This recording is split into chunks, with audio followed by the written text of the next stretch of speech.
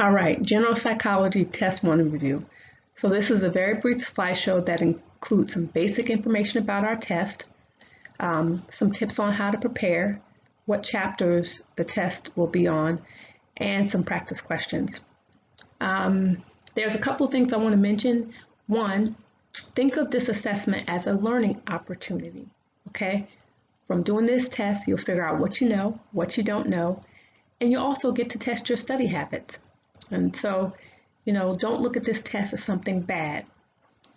The other thing I want to mention is that I've only included 5 practice questions with this particular study review. And the reason is because I've included chapter review practice tests, practice quizzes with each we can achieve.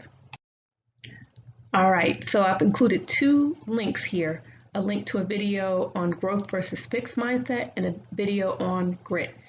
And it's important that you watch these videos, okay? This is a little extra sauce for you. One, it's definitely the case that how you think can affect how you feel and can affect what you do, all right? I'll say that again. What's going on in your mind can affect how you feel, and it can also affect your actions. So if you start off with a negative view of this assessment, guess how you might feel? You might feel distracted, annoyed, frustrated, angry, upset, sad. You're not going to be in a good space, all right? And in turn, that might affect your performance on the test. So you want to start off with a clear, clean slate, clear your mind. If anything, you want to have a positive attitude as looking at this test as an opportunity to show what you know. Also, there's some information about growth versus fixed mindset on the agenda this week. Go ahead and read it. I've given you a nice little infographic, and this video is a short animation of someone reviewing Carol Dweck's research on growth versus fixed mindset. Next is grit. Grit is basically hanging in there, is passion and perseverance. And the video here is a TED Talk by Angela Duckworth, who's done a lot of research on this concept. Grit turns out is more important than intelligence. So if you can just hang in there, often you'll do okay in the end. In our class, this assessment is one of many assessments. I've intentionally given you 600 points, 600 chances to show what you know. This test is only worth 50 points. So it can boost you, but if you don't do so well, it shouldn't, tear you down. All right, our test will be available later today, Wednesday, October 7th, through Sunday, October 11th at 11:59 p.m. You can earn up to 50 points for completing this assessment, and the test has only multiple choice questions. Now, don't take that to mean that it's going to be an easy test. The questions are critical thinking questions, and they're questions that require you to think abstractly often. So you need to take the information that you know and apply it in a scenario. All right, so each question is worth 1 point, and so 50 questions, 50 points. If you get at least 45 questions correct, that's an A, and if you get at least 40 questions correct, that's a B. You'll have 75 minutes to complete this assessment, and once you click, begin, the time starts counting down. So don't start the test until you're ready. Now, this test is administered via honor lock, so it's a proctored exam. And you might be wondering, what is honor lock? Well, I've given you a sample quiz, honor lock quiz in Canvas, and I strongly encourage you to do that prior to taking the midterm. What's going to happen with this test is you'll have to show your ID, you have to have a camera, and you have to have a microphone. You have to have, a blank space to work. So honor lock is going to monitor you while you're taking the test. They're going to record your session. And the reason why I do this is because I've noticed a drastic difference when I don't use honor lock as opposed to when I use honor lock. I expect all students to be honest and to not cheat and to not be tempted to use their textbook. But unfortunately, when I don't use honor lock, some students might be tempted. All right. If you miss this test, don't stress out.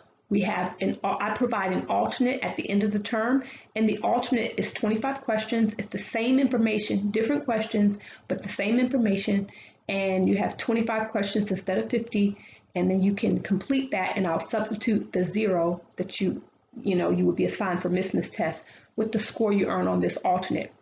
Now, suppose you were in the middle of taking a test and you had some technical difficulties. Again, don't stress out.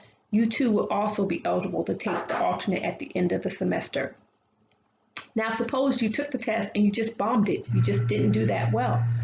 Again, don't stress out. You also are eligible to take the alternate midterm at the end of the term. Now, the difference is if you take the test and you want to retake it, I average your first and second attempt, because I do think students should be held accountable or responsible for their efforts.